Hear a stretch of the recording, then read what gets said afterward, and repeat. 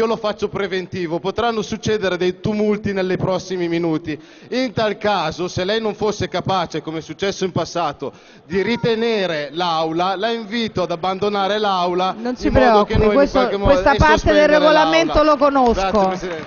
Grazie. È iscritto a parlare il deputato Piccone, prego, ne ha facoltà. Grazie, volevo solo avvisarla che sto andando a dormire perché mi sono stufato di sentire le cazzate che lei... Grazie onorevole Piccone.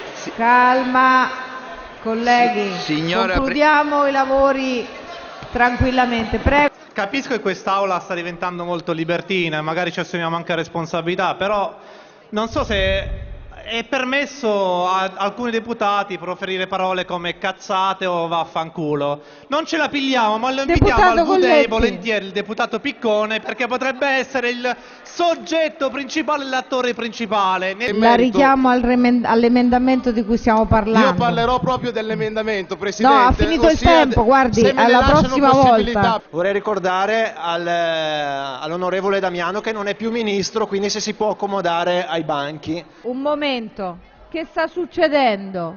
Calma, calma, state calmi. Grazie Presidente.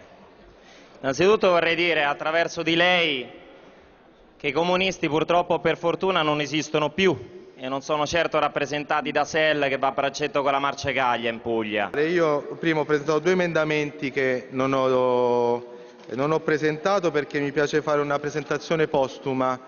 Sinceramente le parole del collega Gallinella non mi hanno convinto, io non ho capito niente di quello che lui ha letto.